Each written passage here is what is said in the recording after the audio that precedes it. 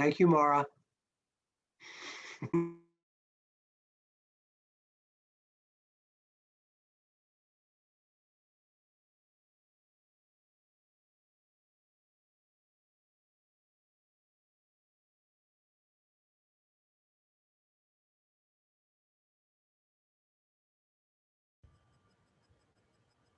Thank you, everyone, for your patience this week. I know I've been a little slow. How are you feeling? Good, very good. I have just a few minor aches and pains, the muscle aches and things like that. But I've not ever had fever or any of the other issues that a lot of people have. So I'm Good. quite lucky, but still at 1 o'clock in the afternoon, I'm like, man, I need a nap. I thought that was an election hangover for me.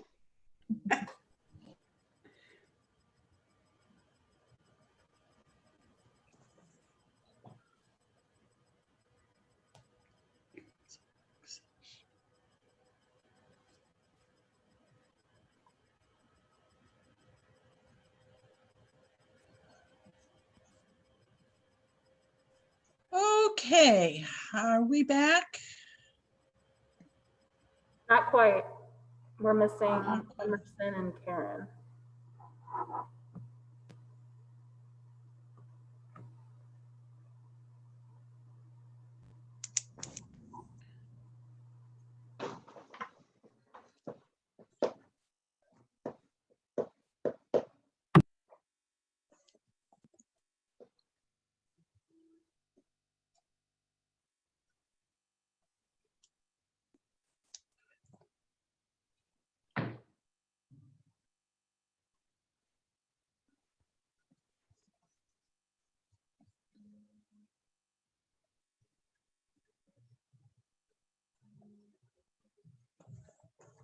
Okay.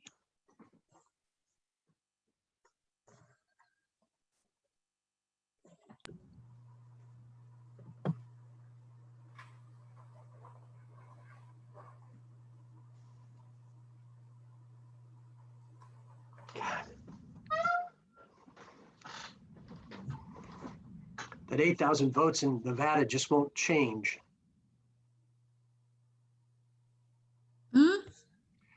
They announced they're not. They're not doing anything until tomorrow. They announced earlier today that they weren't going to announce anything until tomorrow. Well, Georgia and Pennsylvania is doing a release tonight. So yeah, Nevada Secretary of State said that they were going to wait until tomorrow. I'm not sure why. Maybe they want to be the one. Could be. They don't realize what this is doing to me. This is about me now. Any updates on Pennsylvania? No, there's still, although it's narrowed the gap dramatically, but. And the same is true in North Carolina. I mean, they're all in play, and again, based on what the votes that they're counting, it's going to be really close. So, we need one. One. Mm-hmm. We're texting now. Yeah, I'll take them all, but we need one. And frankly, Okay, the more I'm sorry, I think we're still missing Karen. Correct, we're texting her now.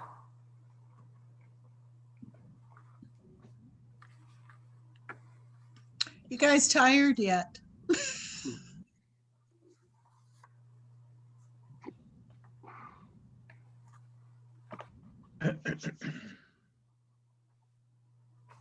I don't know how today's only Wednesday.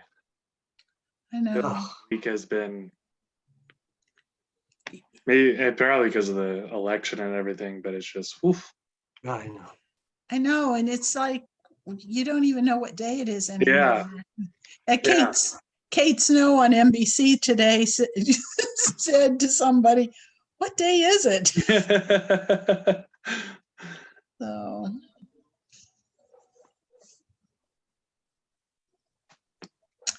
Okay.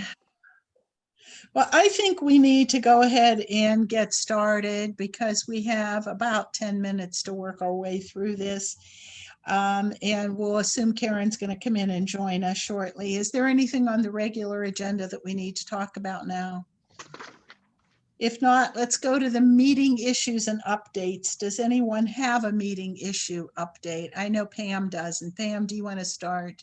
Okay, that's okay. And these are a little long because I want to be a little more thorough. Green Space Commission met on Monday, and I just wanted to give you a quick recap on the results of Make a Difference Day.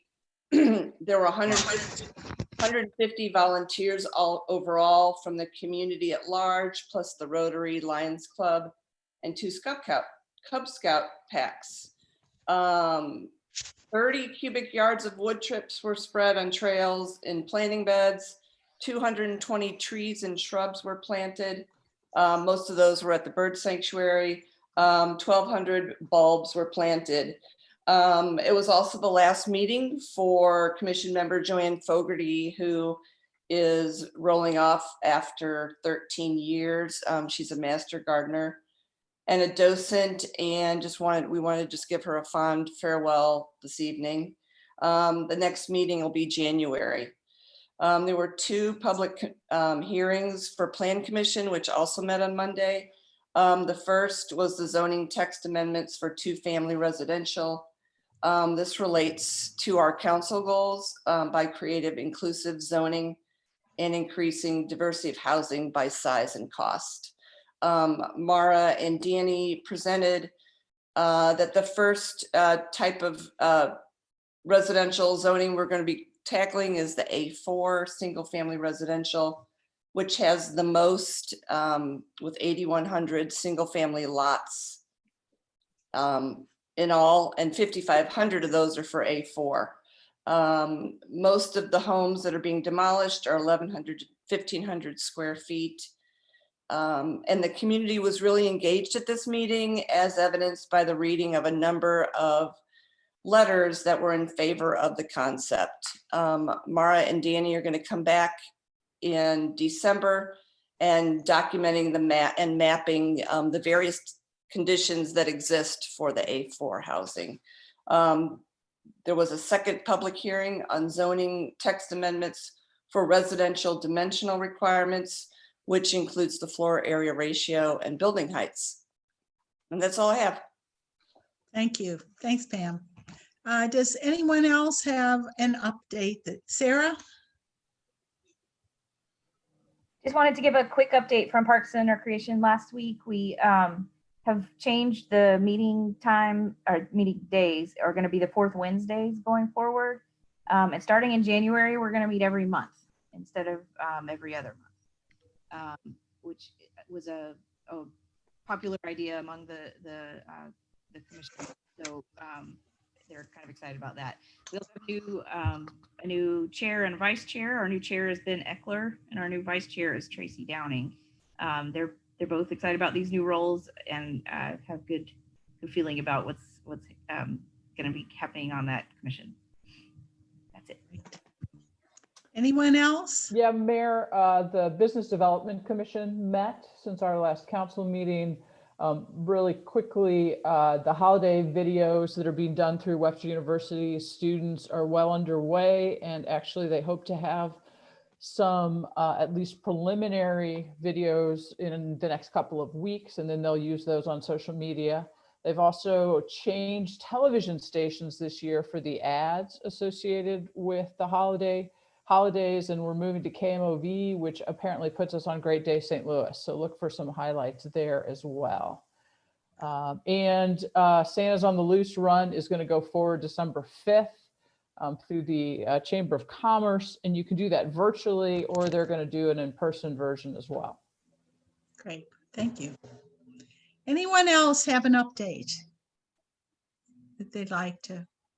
The Police Community Engagement Board met last week, and they are moving forward with a community-wide survey. I think they have that really well under control.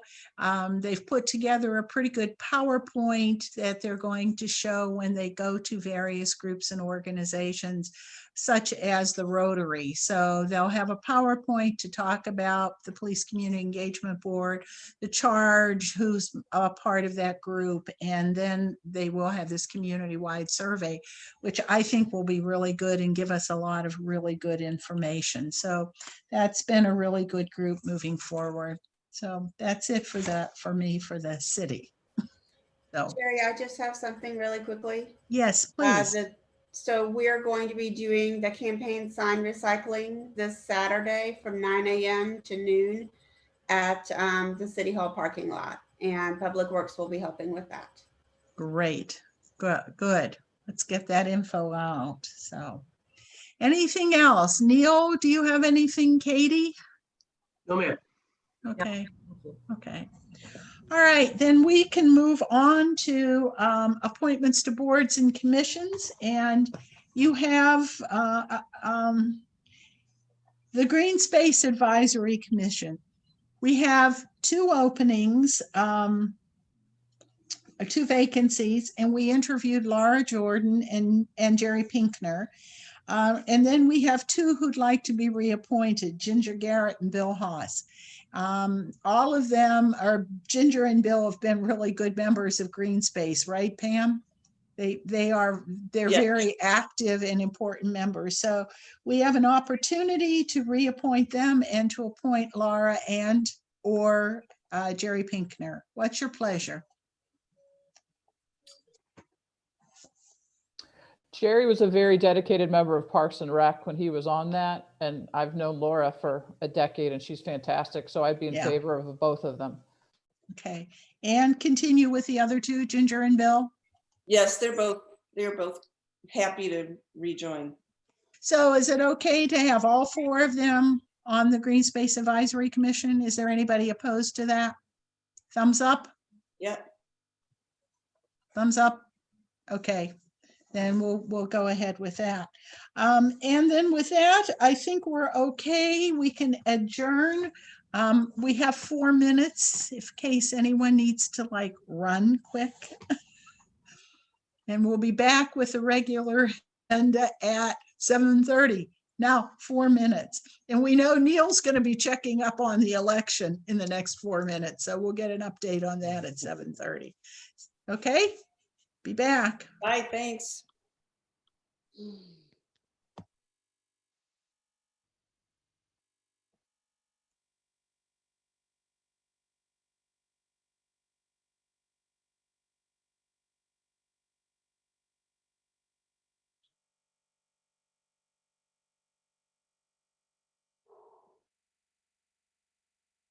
Goodness gracious.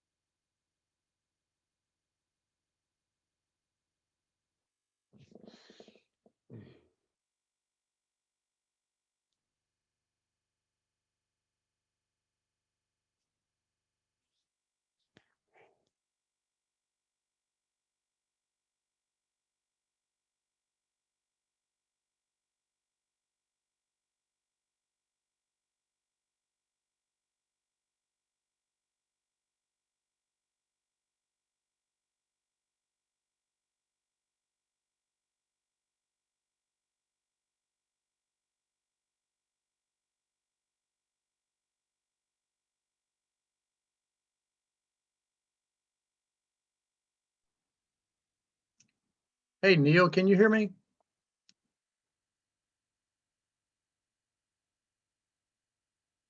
Yes, sir. Yeah, so I see Biden is up to 264. What happened? Well, here, I'll tell you, because I'm looking right now at the New York Times and then listening at the same time. Real quickly, the Senate seat in Michigan, which was up for grabs, has gone now to the Democrat, which is good. Okay. So what's happened is they have declared Arizona. That's the Oh, difference. okay, that's the difference. Right. Okay, yeah, because I know a number. When last time I looked, it was like 250 something like that. 6 more votes. Yeah. Hey, Neil, what's the Senate seat count now? Dems to, 47 to 47 right now. So we haven't. So they haven't gained anything. We're at a hold, which is another story for another day. When Emerson and I get together and we break open that bottle of Hennessy again, I'll give you my theory on what's happening here. But Neil, I got a bottle of Hennessy that actually cost about, I think it was $475. I'll bring that one out. no. Oh, Wow. yeah. I'll drink some of that on your back porch. Yeah, See, well, you that's keep where I'm saying at that most of the back porch, time. Karen. Yeah. I've never seen the back porch. I'm not sure it exists. When I retired, I think I got, it was either 15 or 16 bottles of Hennessy. Wow. And my boss, he gave me a bottle that was pretty pricey. Oh my, yes, he At did. my retirement dinner, he bought me a shot of Hennessy that cost I think it was $2.85 or $2.95. He must have liked you, or he was glad to see you. Sipped it real slow. I bet. Yeah, I need to get a week out of this. Wow, that sounds something. Yeah, it's interesting, but they're right now, Karen, the balance is even. So there's still 6 seats unaccounted for, and there you go. There's the difference. So, if it's a tie, do Then the control go over to the go? Then Well, the I know the vice- tie broken by the vice president, but who runs the chamber? The Democrat? Vice president. Vice president. Right. That'll be interesting. Okay, All I right. think maybe we got everybody together again. We got I gotta look and see, we've got everybody here, right? Yes. Oh, Joanne, whatever. All right, we're gonna call this next meeting to order. And I'm assuming that mostly everyone understands now the way in which we do remarks of visitors, that if you want them read, they need to be in by 4 p.m. on the day of the meeting in order to be included in the meeting minutes. But if you would want to speak during the remarks of visitors to the public hearing, you have to use the raise your hand button on Zoom, which means you go to your attendees and then you hit the raise your hand button on Zoom.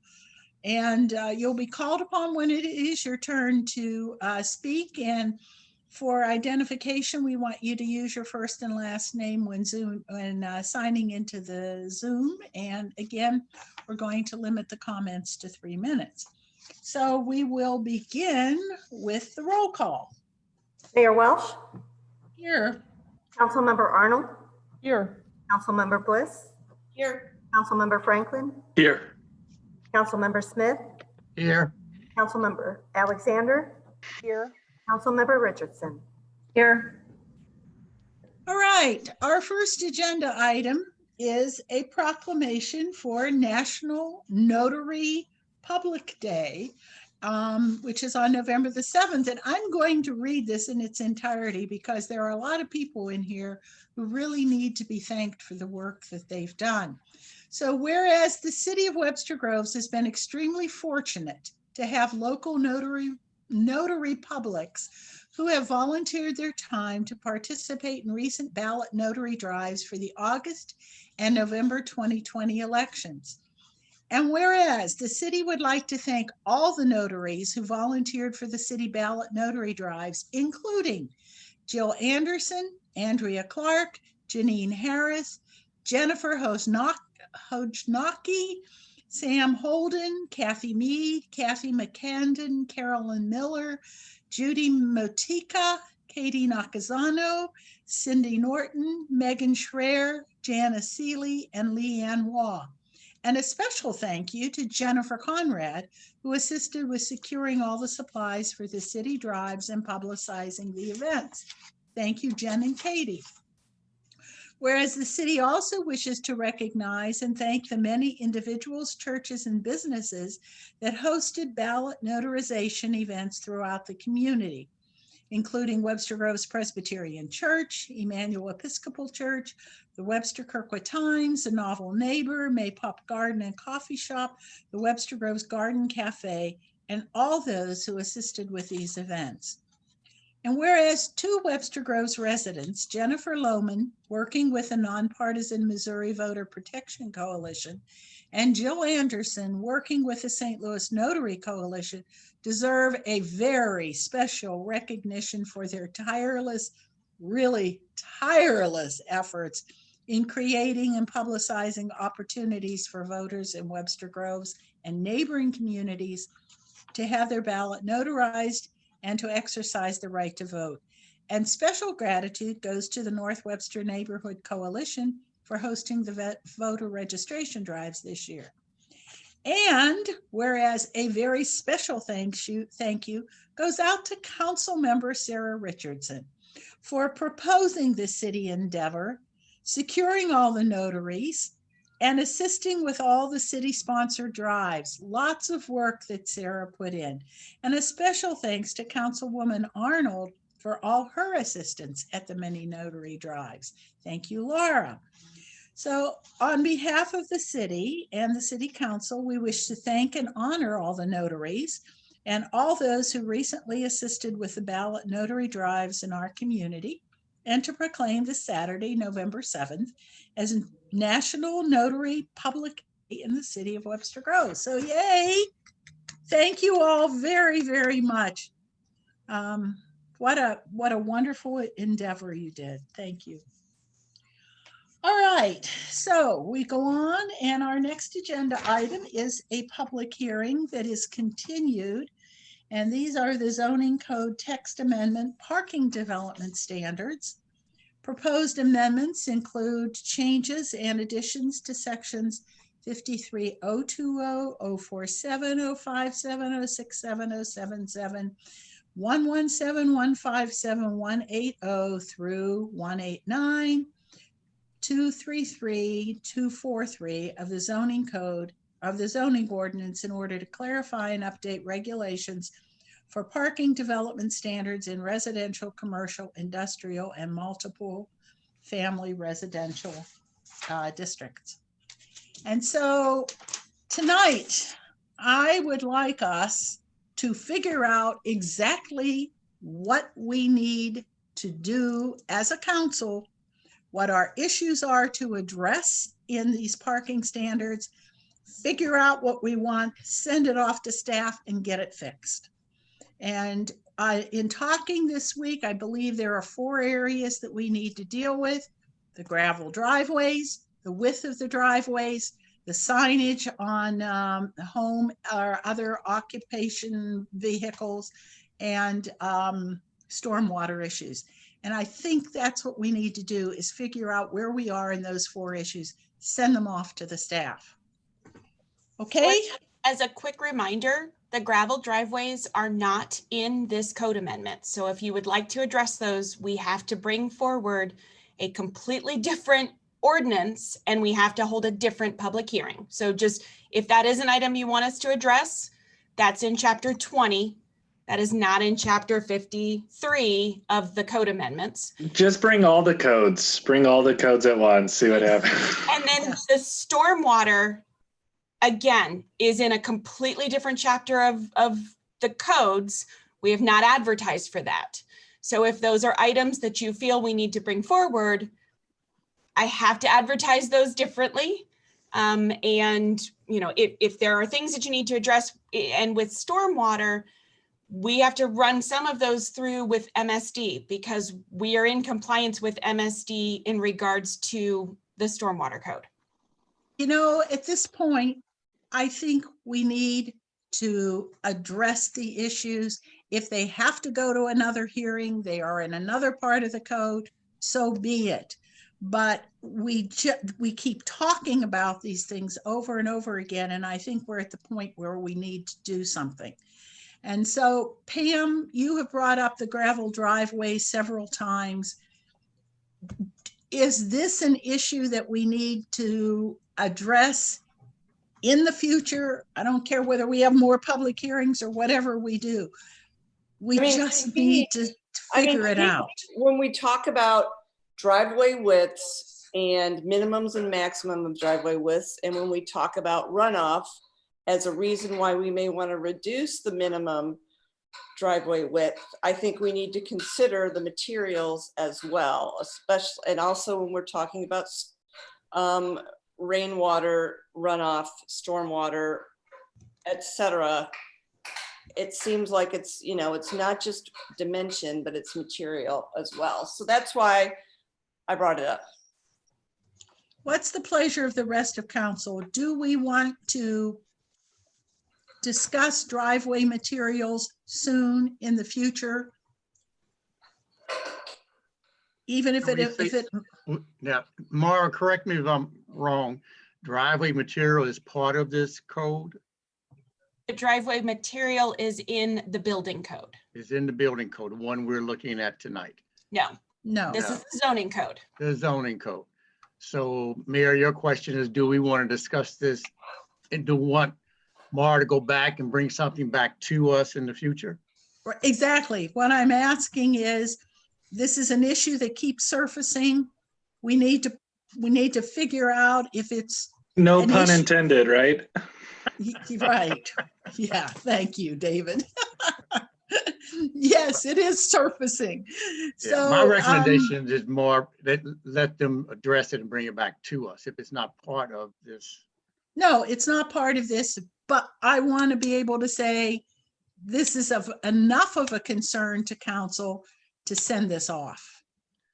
Well, so I can have a better understanding, Pam, what are your concerns about the type of material? Well, we talk about pervious, impervious materials on the driveways. And in the building code, we talked about we cannot have new gravel driveways from engineered systems. So, and that is an aesthetic issue. I think it has to do with cost. And, you know, I think people should be able to have a new gravel driveway if they want. There are good examples in our community and in other communities of newer driveways that are engineered at the, you know, at the curb cut where they meet the street, where they don't, you know, become a nuisance. So Mara, is that true? We cannot have gravel driveways on new construction?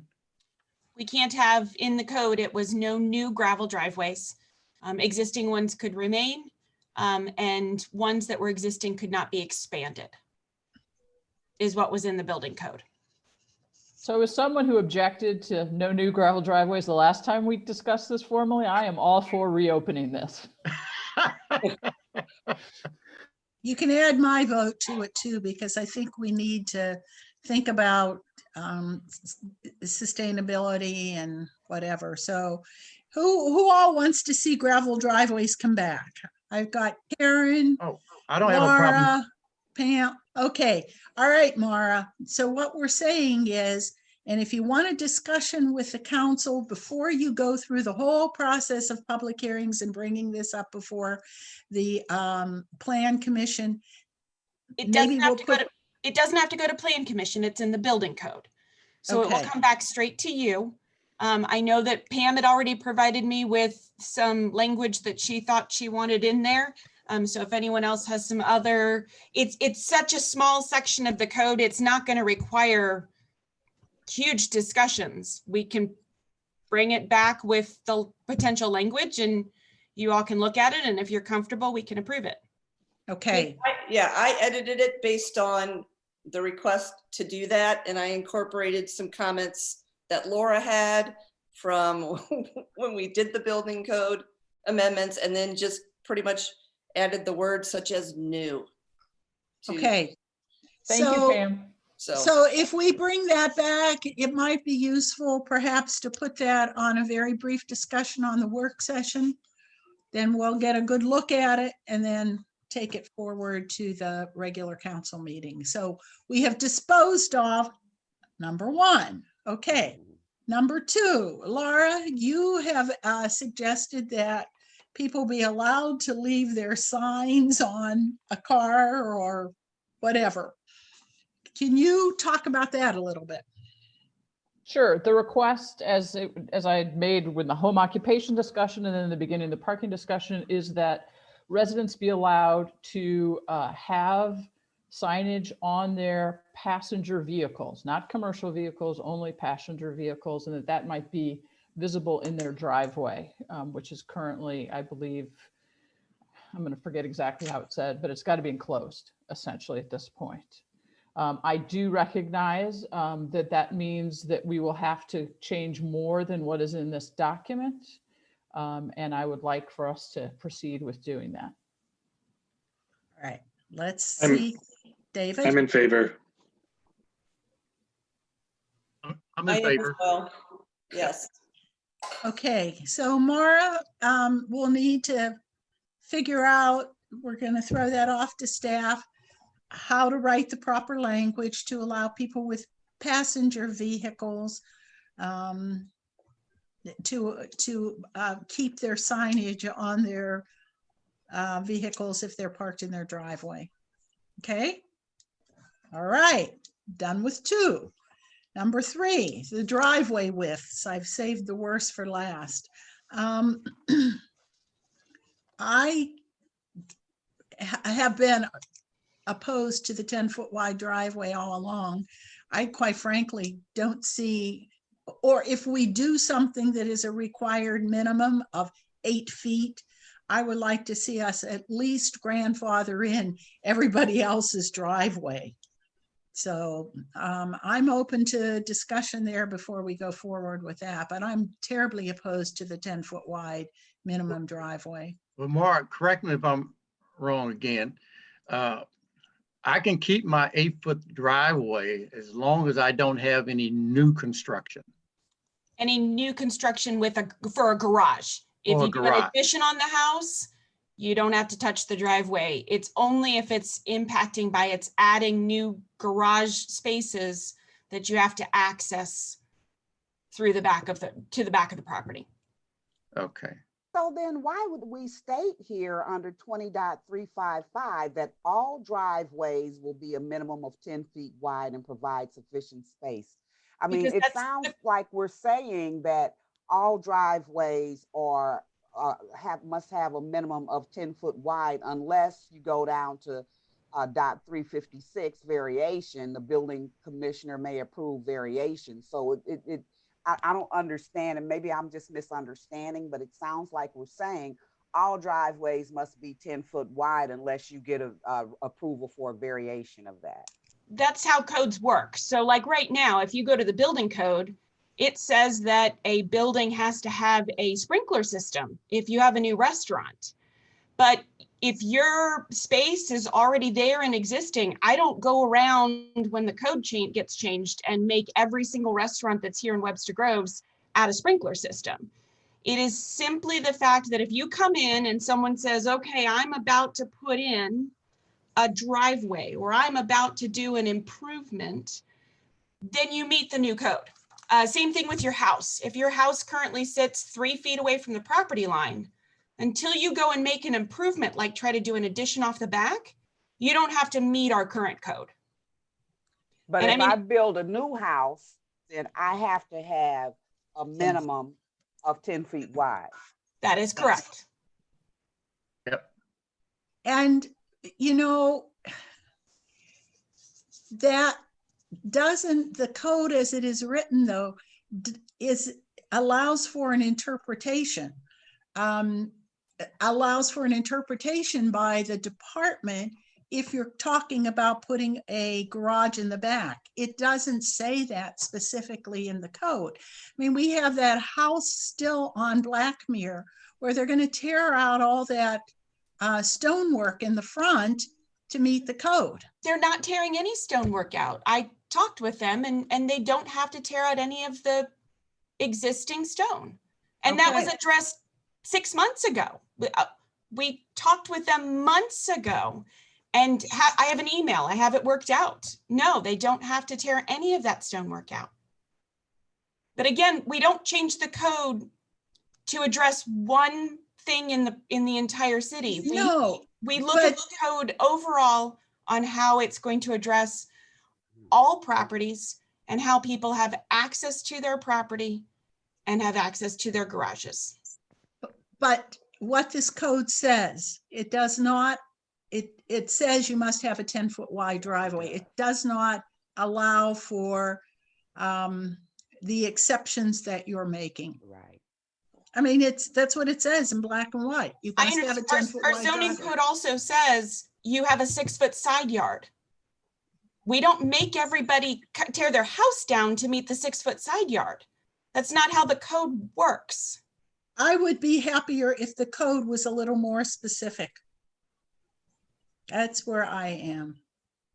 So I guess my question is, and I will admit that I have a self-interest in this because eventually we're going to build a garage, you know. Apparently the kids are now going to graduate school and expect some support. So it may be another 5 years before that happens. Who the heck knows? But you know, if we built a garage, our driveway is automatically out of compliance. And what I'm trying to understand is what's the benefit of making me, who I have currently, I was going to guess maybe an 8-foot wide driveway. What's the benefit to the community of making me now make that a 10-foot wide driveway? Well, so there's a couple different things. With the driveway itself, it's providing a solid surface for your car to access to a garage or whatever other means. By not having that solid surface, we have people who park in the grass or cause other issues related to the property, the ground on either side. Now, if you say I have an 8-foot wide driveway, but I have 10 foot of space for my car to go, we allow for Hollywood drives, which your drive, because of the physical location of where the car is going to drive, would be approved because we do allow Hollywood drives. I gave an example, which was in your packets, that shows that cars are wider nowadays. And so again, it's a minimum requirement to provide a means for a vehicle to get from the street to a place where the garage or whatever is going to be used. And it's supposed to keep you from having grass and other area that you're driving on, causing ruts in, causing water issues. Again, I showed you an example when there was this question or concern.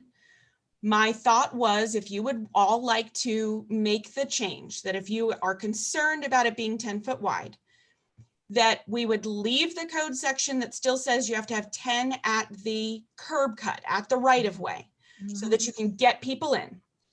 That you still have to have at least a 9-foot by 19-foot parking space behind the front line of the house, so that you have a place to park your car and you can open your doors and you can get out onto a solid surface.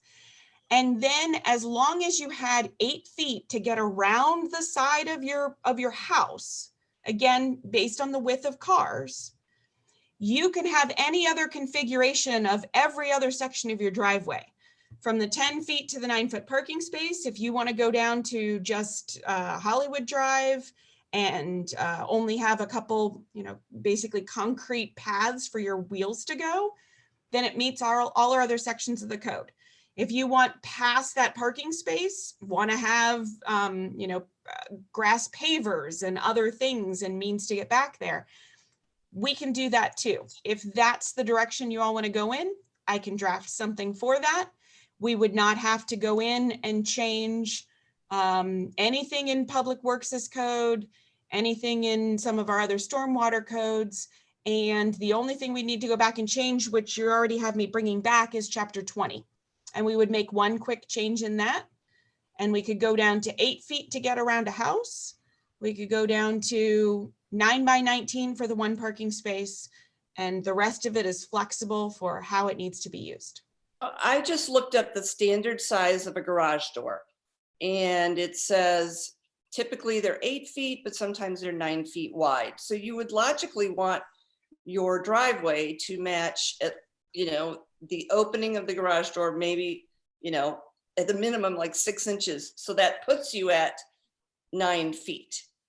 So I think just logically, when you think about contractors interpreting stuff and people doing it, you want to make sure you're on the driveway when you pull in the garage. So I just, I think it is good to have a minimum. And so, I mean, does 9 feet sound good? Or Mara, look at 9 feet and come back to us or whatever. I just want to make sure nothing's changed since the last time I asked the question, but if I don't want a 10-foot driveway, I can just go to the Board of Adjustment, right, and ask for a variance? Correct. All right. I don't understand what we're arguing about. Wait a minute. That assumes that you always get the Board of Adjustment to say yes. I mean, what do we know? You're absolutely right. Yeah. But I mean, we have standards all the time, and we sometimes the standards that the homeowner wants doesn't always abide. We don't always give it. So I mean, we have to select something. Well, I understand what you're saying, but we're talking about what the standard actually is right now, as opposed to. Yeah, and we're arguing over the difference. I mean, literally 12 inches, right? I mean, it's like, I would imagine that our Board of Adjustment would be able to make these determinations. Board of Adjustment is only going to make a positive decision if it's a hardship. Yeah. I mean, I would propose that we would go ahead with the 8 feet minimum requirement and let it go. I think it protects a lot of people's driveways in these historic districts. It protects, it's just, to me, it's just. It protects them how, Mayor? I mean. Well, it allows you to continue with your driveway at 8 feet. If my next door neighbor puts in a garage and he's got an 8-foot driveway, all of a sudden he's got to dig out all kinds of extra 2 feet. It seems nonsensical to me that if you've had a driveway at your house for 100 years that works, why would we make someone tear it apart? I just don't get it. Why would he tear it apart? I mean, is he replacing the driveway? To meet the 10 feet requirement. So if you have a driveway now and he's building a new garage behind his home? Mm-hmm. Okay. I have an 8-foot driveway and I have a garage in the back and it all works. And so if I decided to build a new garage, now I'm going to have to tear out my 8-foot driveway to meet the 10-foot requirement. It's why? Why? It seems like a hardship to me that the Board of Adjustment can make a determination. I don't even know why we would even change it if it's. Well, I think Mara will work with, the department would work with people without going to the Board of Adjustment. It sounds, that's in the code. Mara, what is St. Louis County's? 10. County has parking spaces at 9 by 19, which is what we matched. And they have the 10-foot wide right of way. And then they have a maximum because they don't have people that question the minimum. They have people who want 20-foot wide driveways and they want to pave the front yards. So when I checked with most communities have a maximum. They don't even have a minimum. But what we keep running into is that the people in our community are trying to get away with a minimum that's so small, they can't physically get their car back there. And then the neighbor puts up a fence or the neighbor, complains that they're driving onto their property. So by providing a basic minimum, there's no question. We don't question it. Right now, we don't have anything specific in the code. So when they say, oh, I'm supposed to have a parking space, well, this 6.5 feet should work perfectly fine for my parking space. And because we don't have anything in there, we always reference county. And county's 9 by 19 is what we've been referencing for a number of years. So we wanted to codify it to make it easier on contractors to see. So basically, you want to put what you're already doing in writing. That's correct. But again, I guess I go back to, so we've had 8-foot minimums forever. We've had no And minimum. No So minimum. we had no minimum We had no minimum. forever, and it worked okay, but we've had some issues where it was some neighbor disputes or whatever, so we want to change it for everybody to satisfy some issues that we've had. I mean, what percentage of issues are we managing to? I mean, it's just something that I have to do. It worked. Am I trying to manage to the 1 or 2%? No, that's not it. We have, as a policy, not had it in the code, but as a policy, as people have come in to make these improvements, we have asked them to provide as much as they can to properly get their vehicle back to their garage. And because we didn't have a number, we had a lot of debates with residents and contractors, but it's not in the code. Where is it? Can you show it to me? And so we would negotiate every single one on a case-by-case basis to figure out what they had. And so no, it's not the 1 or 2%. It's a regular thing. We have lots of people making improvements. Our code has not been updated in the parking section for this kind of thing since the 1950s. Car sizes have gotten larger. Many people have a harder time getting back to their space. And we've also had people wanting to pave large swaths of their front yard because they can't get behind the house to put their parking in. So in order to, come back with us, they're coming out with these big parking pads to hold 3 and 4 cars in their front yard.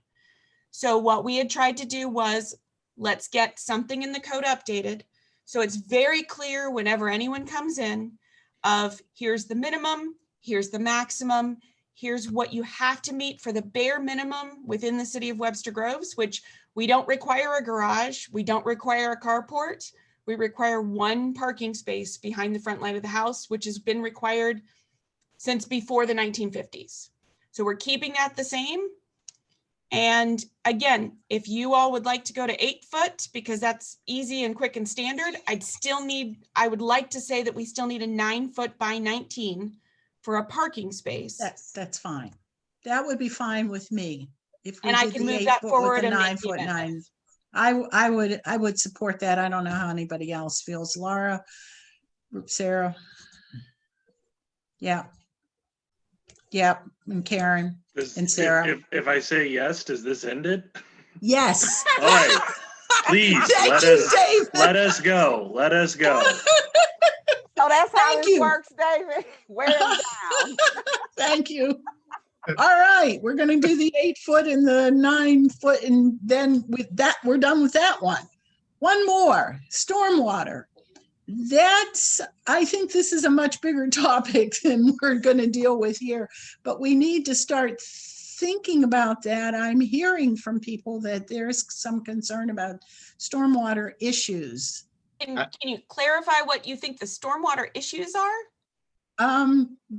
I'm hearing about regrading and excess concrete and pervious surfaces. And Laura and Pam, help me out here. Well, I think that part of it relates to, I think Laura brought it up when she was talking about back of house, not related to parking. Just overall surfaces changing with new construction and stuff.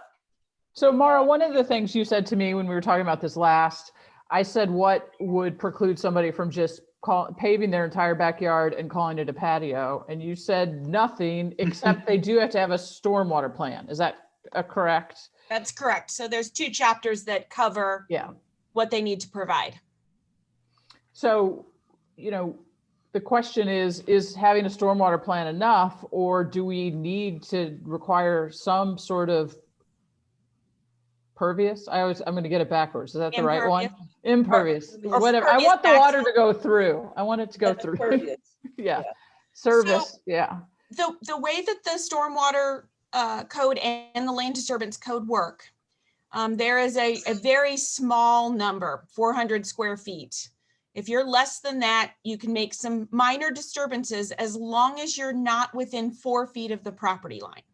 So if you're too close to the property line, even if you're under 400 square feet. So sometimes people we caught one today. He was doing some sort of pipes, underground pipes, to try to move water around on his site.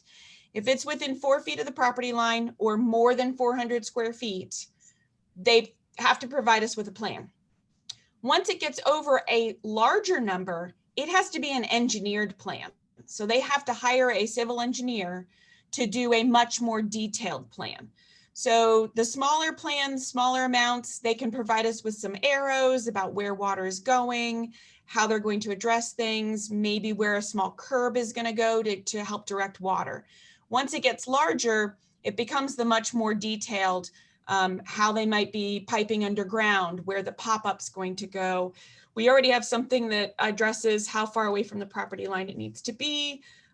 We have quite a bit in both those codes. The land disturbance code, I don't think we've made any amendments recently. With the stormwater code, that's one that is modeled after requirements from the Department of Natural Resources and the Metropolitan Sewer District. It's in compliance with the co-permittee. We're a co-permittee for their MS4 permit. We were audited a couple years ago by the Department of Natural Resources.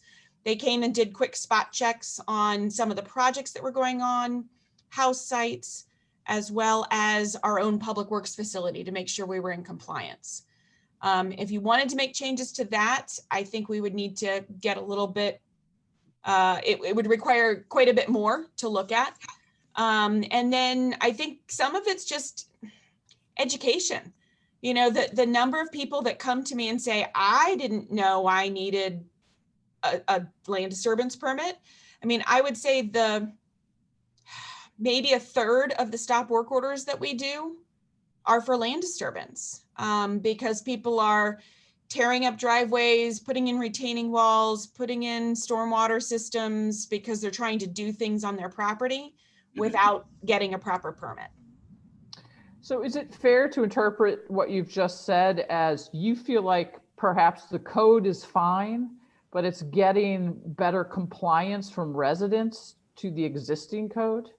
And that would be the focus of attention rather than changing the ordinances themselves? I believe it would. There's many people who do not realize that when they're getting water in their basement, that by putting a piece of PVC pipe to their downspout and directing it towards their neighbor's property line, they think that that's an acceptable, means of addressing stormwater. And then many people, the number of people that do not only a full patio, retaining walls, and a stormwater system thinking they need absolutely no permit. And in some cases it's, 600,000 square feet.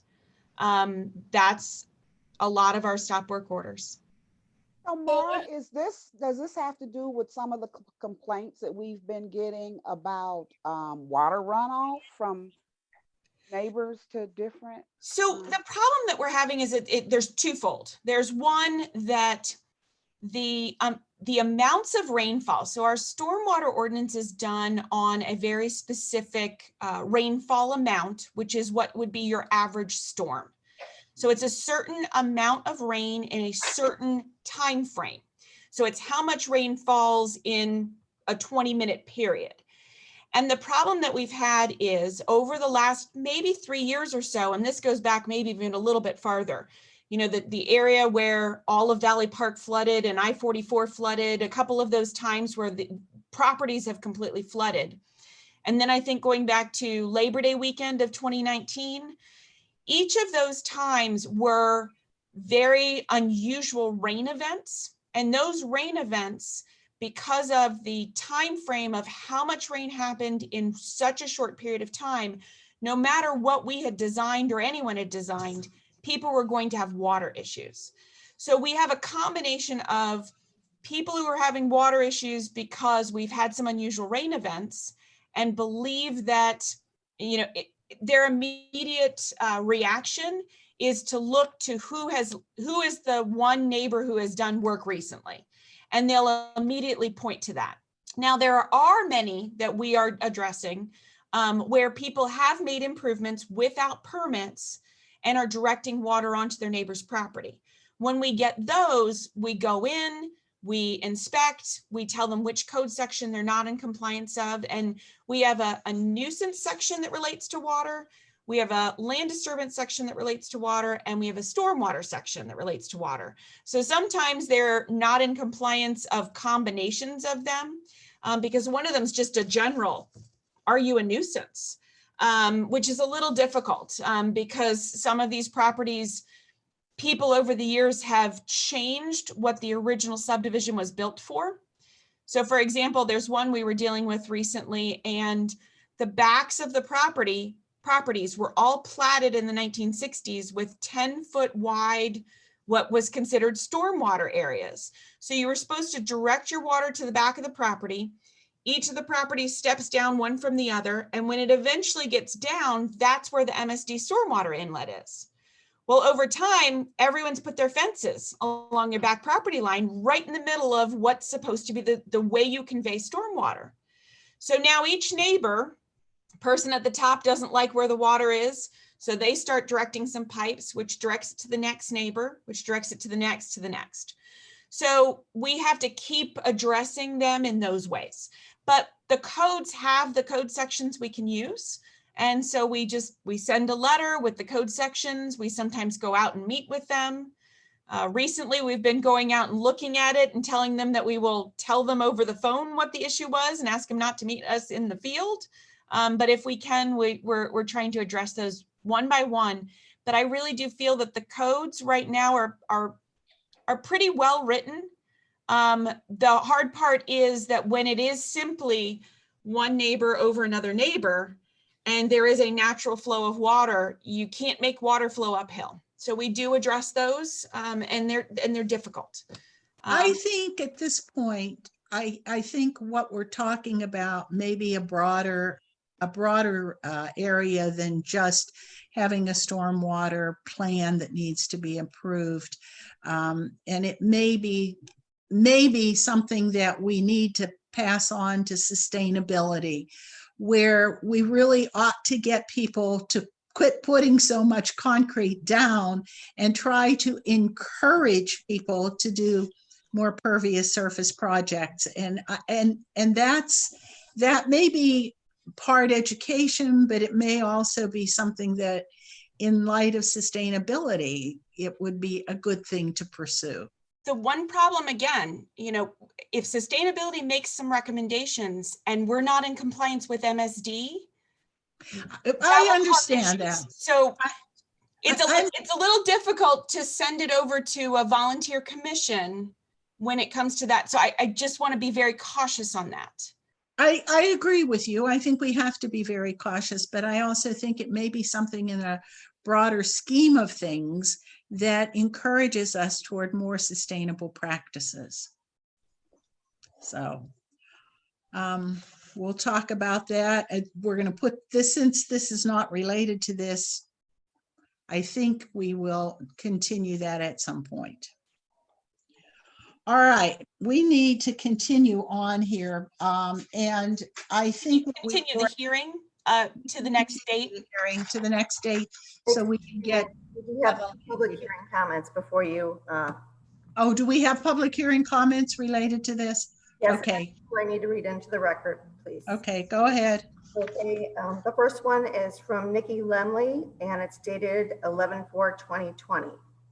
I am writing concerning parking development standards to indicate that I support the idea that passenger vehicles with signage are not harmful to our community, and that there is an elitism to this policy that is not in the best interest of our community. Best regards, Nikki Lemley. And the second one is from Jackson Hodling, dated 11/4/2020. During our previous city council meeting, I addressed how Webster Groves is a wonderful place to store cars. I provided a map demonstrating that somewhere around half of Old Webster's land area was devoted to asphalt for public and private parking, of which every separate property requires its own minimums. Here is a selection of our parking minimums. Places of worship have huge parking requirements, yet generally meet only a few isolated times a week. Drinking establishments call for 1 space for every 3 seats and 2 per 3 employees. And because of its ease, I know of people that have chosen to have a few drinks and drive rather than take a walk. Our parks require a minimum of 1% of the total land area when parks are inherently supposed to be for walkers. We incentivize driving by neglecting even meters, and we are left with a sea of wasted spaces. Parking minimums help with not having to take an extra minute for walking, but they do not help with equity. Strong Towns advocates an abandonment of parking minimums entirely, citing that they rob us of financial productivity and prosperity, hinder small business owners, homeowners, developers, and renters, and fill our cities with empty, useless space. Where's the lie? Donald Shoup published The High Cost of Free Parking back in 2005, continuing to argue in 2016 in the Washington Post that parking minimums hurt the poor. They subsidize cars, increase traffic congestion and carbon emissions, pollute the air and water, encourage sprawl, raise housing costs, exclude poor people, degrade urban design, reduce walkability, and damage the economy. To my knowledge, no city planner has argued that parking requirements do not have these harmful effects. Instead, a flood of recent research has shown that parking requirements have these effects and more. We are poisoning our cities with too much parking, especially if we want to promote equity in Webster Groves. Addressing our built environment is a good place to start. Yet here we are, further entrenched in the antithetical notion that wasted space promotes walkability, livability, or particularly that Webster Groves is accessible to people of all incomes. Abolish parking minimums. That's it. That's it? Thank you. All right, I would entertain a motion to postpone the public hearing until the second meeting in November, which is the 3 and 4, 17. Somebody make that motion? Mayor, I move that the current public hearing be held open until our meeting on November 17th. Second. Councilmember Arnold? Yes. Councilmember Bliss? Yes. Councilmember Franklin? Yes. Councilmember Smith? Emerson? Councilmember Smith? Yes. Can you hear me? Yes.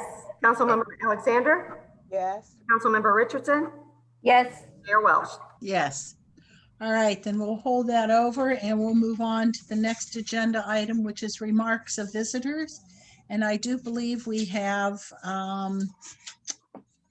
number of remarks of, how many do we have, Katie? We have several. I just need to check and make sure that Janet Noble, it does not have her hand raised real quick. Okay, let me see. So we're looking. Her hand is up. Okay, so bring her on. We're going to bring Janet on and she's going to read her comments first. Okay. Okay, Janet, if you can unmute and go ahead. Can you hear me? Yes. Great. I didn't know these council meetings could be so entertaining with all the laughter. And there were some issues about this stormwater code that I need to talk to some people about, but that's another topic. What I'd like to talk to now is the SG Collaborative project in Old Webster. I have many concerns about this project, but tonight I would like to ask each of the council members if they would take a walk with me into this area. And I'd like to find out if the council has just done a drive-by of this area to see the green space, or if they've actually walked in the creek to see how pretty and beautiful it is down there. So who has walked down there before, actually in the creek? I'm not talking about the Deer Creek Sanctuary, Shady Creek. I'm talking about this new project. So everybody has? Okay, because If not, I'd like to go down there with you and show you how pretty it is. We really need this green space. We were just talking about the concrete with the driveways.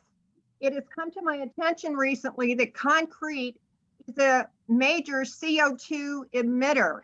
And so this, if Larry Chapman gets the approval to put up 7 or 8 story buildings, it is going to cause massive carbon imprint in our area. And not only the carbon, but the heat that this will enable and the noise. So I'm against it for that reason, but I would like to have this area preserved for the creek. I mean, Webster only has one creek and a lot of other municipalities do not even have a creek. This is such a pretty area. It is, you know, it's just horrible to destroy this. Moving on to the other item I have about this project is the traffic. I was last year, or earlier this year, I should say in March, was driving on Kirkham, and a woman was coming home from work and she sideswiped me on Kirkham, and I was involved in a car accident. She hit my car because I wasn't driving fast enough for her to get home. So Larry Chapman said that he was going to do a traffic study in this area. Has this been done, and what are the results? Do we know?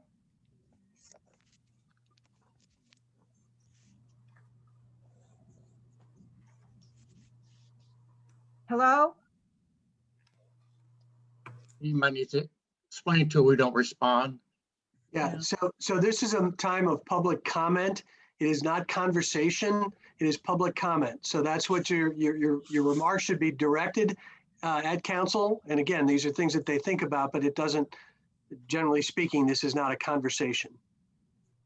Okay, so then does that mean I have to talk to each individual council person about this to get an And answer? it hasn't been done yet. It'll be done soon though. And then you'll get it. Okay, It'll be released to the public. okay, so it's going to be released soon then, I take it. Well, whenever I mean, I don't know but it'll be released whenever it's the developer brings it forward. Okay. Katie, are we at, Yes, we're at 3 minutes. Thank you, Janet. Okay. And then Mayor, we do have 4 more. okay, The next one is from Blake Thornton, dated 11/1/2020. To whom it may concern, regarding the proposed development. I live right at the corner of Oak Street and Rock Hill. The renderings I have seen appear that high rises, shops, a large number of cars and lights will be directly across Rock Hill from my house. In fact, it appears that Oak Street, or perhaps my driveway, will be an extension of Main Street. If this development occurs, I will probably be one of the most affected houses, if not the most affected house. I have concerns. Traffic. Currently, cars scream by my house at all hours of day or night. I hear horns honking at all hours of the day and night. Traffic is often lined up in front of my house daily, blocking my driveway.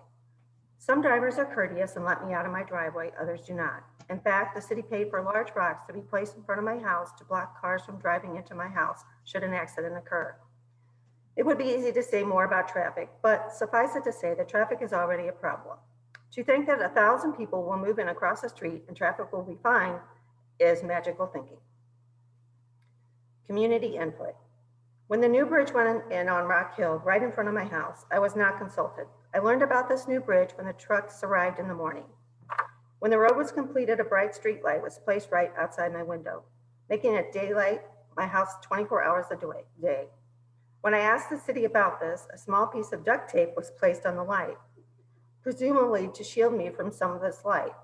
I have heard talk of consulting neighbors in the SG development, but I haven't seen anything serious. I haven't seen a history of consultation in such projects. To think serious neighborhood input will be considered seems outlandish. Light pollution.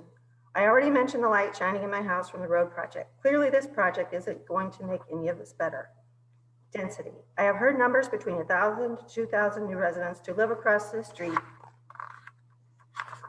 from my house. Does anyone serious really think that housing 5 to 10% of Webster's total population right here is reasonable? Neighbors support a proposal. I have heard many people say they support this, but I haven't heard anyone living right across the street express anything but concern. I have no doubt that there are positives for those owning restaurants, or those wanting to walk to restaurants, or those collecting tax revenues. But for those of us directly facing the project, I haven't heard the support. I have attended town halls and Zoom sessions. Questions remain unanswered and everything appears to still be very vague. Answers I have heard from the developers range from, we'll work with the neighbors and city, to, we aren't far enough along to have answers. I would like to have some answers. I would like to have some input with my neighbors. I would like to be able to say, no, at this point in time, as I understand this project, I do not support it. Blake Thorne.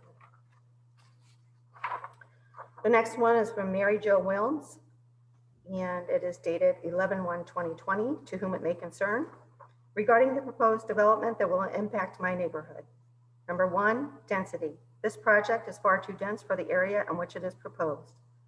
As a resident of over 30 years on Oak Street, we are fearful of the impact this will have on our quality of life, the natural environment, and the wildlife we see most days.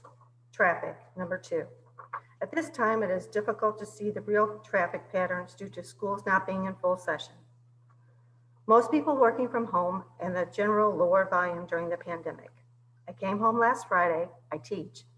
There was a train, traffic backed up 20 cars past Kirkham. Of course, I have my route to avoid all of this, but imagine 2,000 plus more commuters in the area. It's crazy. Community need, number three. It's hard to imagine our community really needing this much of a development or yet another place to walk in Webster. We walk and run miles in Webster every week. This is already a very walkable neighborhood with enough restaurants, shops, and small businesses to explore. Who is asking for Main Street? We already have one. Number four, we are very much opposed to this development as it stands. It's just too much, too high, too many people, and not enough input from the community. This does not feel like the Webster we have lived in for so many years. We would like the City Council to work with the neighbors in Webster to evaluate this proposal seriously. Thank you, Tom Lang and Mary Jo Wilms. The next one is from Dave Buck, dated 11/3/2020. Mayor, City Council, and City staff. This is not a criticism. This is simply a friendly reminder that I hope Council can focus soon on developing a new and needed strategic plan for the city. Actually, I think you're much further ahead on this task than you think. The city has already made the big unifying decision to put its stake in the ground and differentiate itself by focusing on the arts and its tagline, City of the Arts. The question now becomes, how does this decision inform, direct, and align with the other strategic plan elements? For example, vision statement, where vision is simply defined as a picture of a desired future state. Webster Groves has never really had a vision statement. There could be 5 years, 10 years, or 20 years out. What does our City of the Arts of tomorrow look like? Reevaluate the long-term mission statement. It may not need changing, or maybe it is time to rethink it and update its relevancy and timeliness, particularly as it relates to the importance of the arts to our city. No more than 3 SMART goals: smart, measurable, achievable, realistic, and timely, and the key strategies to accomplish them. Core values that define the character of Webster Groves and guide our daily choices, decisions, and actions. For example, what does our city value in its residents? Trust, kindness, optimism, acceptance, diversity, creativity, connectivity, community, etc. Finally, I think Webster Groves should explore creating the city logo. We have Webster Groves written in fancy script, but it's not really a logo. Please see the attached Google Flower of Life to learn about it. It is sacred, ancient geometry, one of the oldest images known to man, and made of only one shape, a circle. It is a symbol of community, creativity, and connectedness, that we are all equal and all connected. It's a powerful and positive message and symbol. Kids of all ages can color it in like a stained glass window. Thanks for your consideration. Peace, Dave. And here's a photo, the attachment. Thank you. And then we have one more, and it's from Rory Bielik, and it's dated 11/4/2020. Dear council members, I am writing to ask that the council carefully consider the appropriateness of the scale and plan for the proposed development north of Old Webster to determine its safety and whether it may sacrifice any of the unique and irreplaceable assets that make Old Webster a long-term asset to the community. As a resident of Oak Street who walks regularly throughout the area and into town several times each week to frequent local businesses, I am very aware of the location and its current condition. I would like to see it improved and better incorporated into our community. However, please consider that the sections of Rock Hill, Gore, and Pacific near train crossings are already risky for accidents and pedestrians. Added vehicular traffic will increase safety liabilities and exacerbate gridlock. Also, creating a riverwalk on the stretch of Shady Creek will replace a corridor and with unneeded artifice. The retention of old growth trees and habitat for wildlife is something that draws residents to the area. Thank you for your consideration. Mr. Roy Belak. That's it. Thank you, Katie. We'll continue on with our agenda. We have unfinished business, bill number 9135. Someone who's unmuted, could you call for the first or the third reading and its passage, please, Pam? Yes, Mayor, I'd like to call for the third and final reading of bill number 9135 and its subsequent adoption. Second. Bill 9135, third reading. An ordinance amending Chapter 53, the zoning code, by changing the zoning from B2, multiple family and commercial district, to PC, planned commercial district, and approving a preliminary development plan at 37, 41, and 45 through 47 South Old Orchard Avenue on an approximately 1.25 acre tract of land and matters related thereto, and repealing ordinance numbers 7062, 7354, 7871, 7929, and 8626.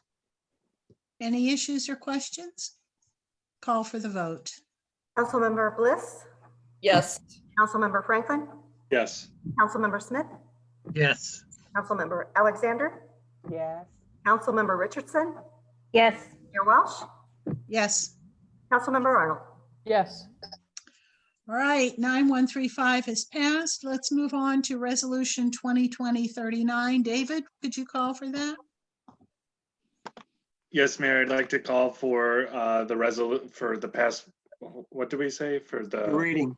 Reading of and resolution 2020-39 And its passage. and its subsequent adoption. Second. Resolution 2020-39, authorizing the city manager to enter into a contract for the owner's representative services during the construction of Firehouse 2. All right, Tom Yohe, you want to talk about this a little bit? I can, and good evening all. So we have looked into and put out an RFQ for owner's representative services for the construction of Engine House 2. After interviews and vetting process, we determined that Navigate is the best partner for the city in this project. During construction, they will be there on site at least weekly. They will meet with me bi-weekly and with the architects and the general contractors to make sure things are going as they should. I've said all along, I can tell you exactly what I need in a firehouse. I can't tell you how to build it. The two things I know about concrete is it gets hard and it cracks. So we need somebody to be on site to provide oversight and frankly, negotiation between the architect and the contractor whenever problems arise. So they would be our representative in this project. All right. Does anyone on council have a question? Is there a cost to this service? Oh, yeah. Tom? Yeah, yes, there is. But we can, Neil, do you have that cost in front of you? I don't have the exact cost. They came in at It's $154,033.50. I'm sorry, say it one more time, Joanne. $154,033.50. So is this through the life of the whole project? Yes. Okay. Is this similar to like a project manager type? Yes, that's exactly what it is. And so in my career, I've built probably 15 firehouses. And I will tell you the places where you have problems are places where you don't have an owner's rep or a project manager. Yeah. So he steps into your shoes and he becomes the person then that reports back. Chief Yohe is a great fire chief, but he is not a contractor. He's not trained to do this sort of thing. And you need someone that's got boots on the ground now. So initially the offer or the number was 175,000, wasn't it, Tom? Yes. And so Tom and I and Joanne sat down with the representative, and we got them to substantially reduce the price, saving quite a bit of money. But we have to have this. This is an essential service. Mhm. I want to know what the 50 cents is for. So Those are my Well, fees. Those are my fees. Great. Uh-huh. All right. Any other questions? Then let's call for the vote, Katie. Yes, Mayor. Councilmember Franklin, Yes. Councilmember Smith, Yes. Councilmember Alexander, Yes. Councilmember Richardson, Yes. Mayor Welsh, Yes, Councilmember Arnold, Yes. Councilmember Bliss. Yes. great. Good. This is Thank you. passed and we'll move on. All right, bill number 9137. Who's on? Karen, could you call for the first and second reading of 9137? Yes, Mayor, I would like to call for the first and second reading of bill number 9137. And it's subsequent. No. No. So I just want to call for the reading. Okay. Right. Okay. Second. Bill 9137, first reading. In ordinance amending Chapter 60, the Traffic Code, Article 1, Section 60.010, definitions, to add a definition for school zones, and Article 16, Section 60.960, Schedule E, school stops and school zones, to establish school zones at Ambrose Early Childhood Center, Bristol Elementary, and Edgar Road Elementary, Monday through Friday, 6 a.m. to 7 p.m. on school days. And Dale Curtis is here to speak to this if necessary. Anybody have a question? I can tell you that the first school zone sign has gone on up the street for me on Gray, and the neighbors are beyond angry because the sign is a large sign with flashing lights, and it's in somebody's really basically front yard. And so the people who live around there now are subject to a sign with flashing lights from 6 a.m. to 7 p.m. And it's really jarring to go up the street. It's very far away from the school zone too. And that's something to think about as we begin to put these up in neighborhoods. Because I live down the street from Bristol School, it just seemed like it's so far. It's a block away, and in a residential neighborhood, that's a pretty good area. So I encourage you to take a look at this as we move on and begin to install these in all these neighborhoods. Dale, do you want to speak to this? Only to the distance, Mayor. What we there's a standard distance in the Uniform Traffic Code, and that's what we use to establish where they're posted. Obviously, it's not something that's, if we don't do that, it's illegal. But it is what's recommended. So if it's determined that they're in a bad spot or we want to change it, we can certainly do that. But the reason that they're posted where they were is because it does follow the Uniform Traffic Codes. And I understand when you're on Big Bend and you're approaching Clark School, there's a large kind of wide street with a big space. But when you're in a residential neighborhood, it just seems like it's way out of kilter. And I would suggest that you all take a look at this because I think we're going to hear a lot from the neighbors about it. I saw one at Avery today. Is that the similar? I don't know. Chief? Yeah. Okay, thank you. That's where, sorry, Sarah, do you have something? Go ahead. No, I was just asking if they're already up. I guess I'm confused. Like if something's already gone up, but what's different about this new ordinance then?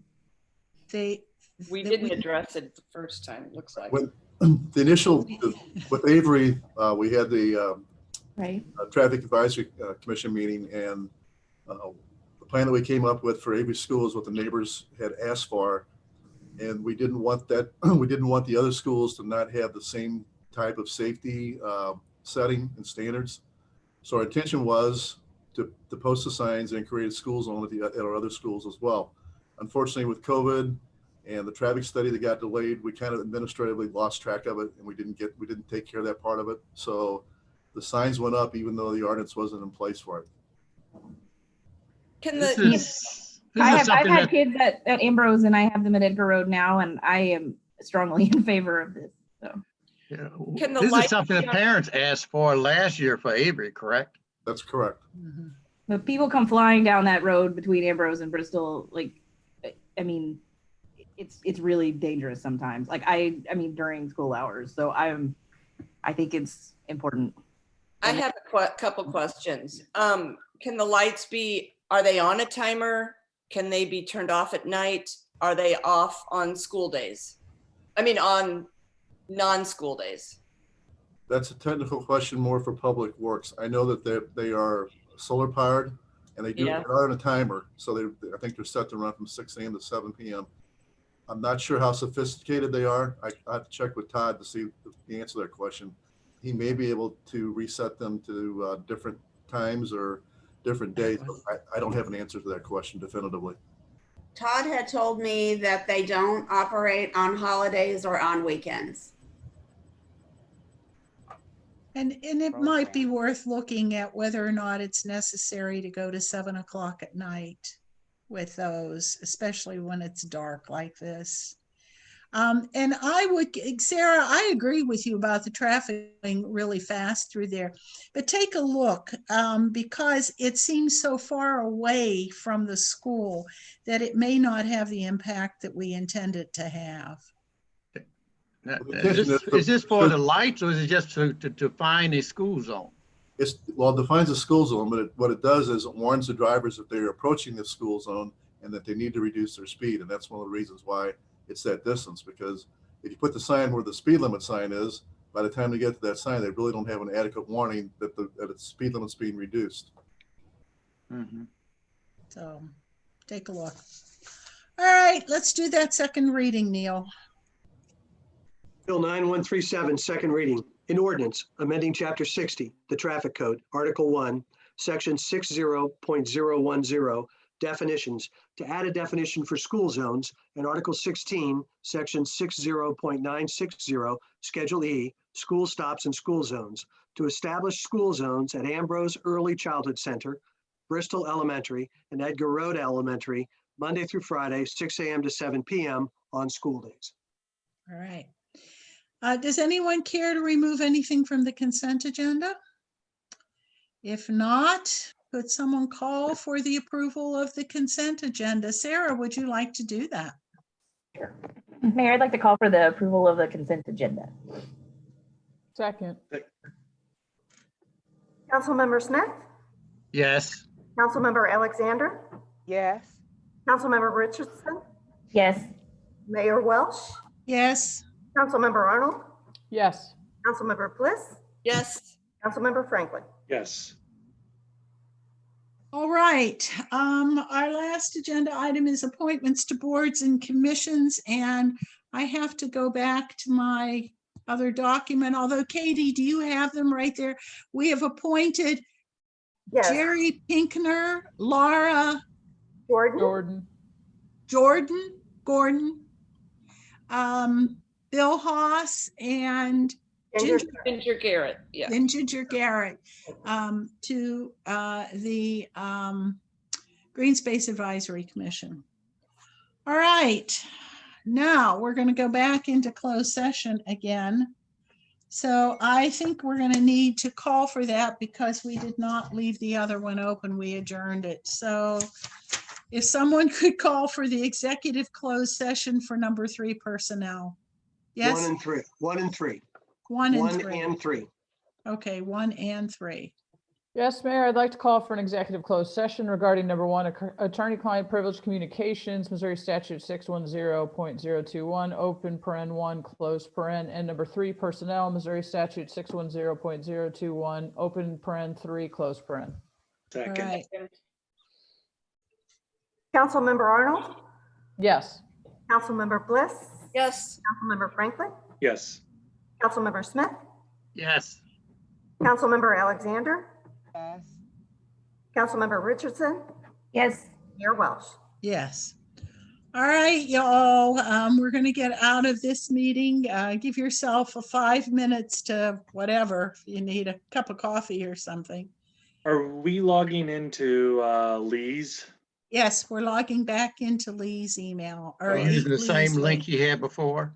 Same link you had before. So you'll go back to that email and link in there, and let's give ourselves a 5-minute break, okay? Katie, I don't Alright. think I had that link, or did I? He sent it to you. All right, then I'll check it. I'll make sure. If you sent it, I'll find it. I'll have it. Thank you all.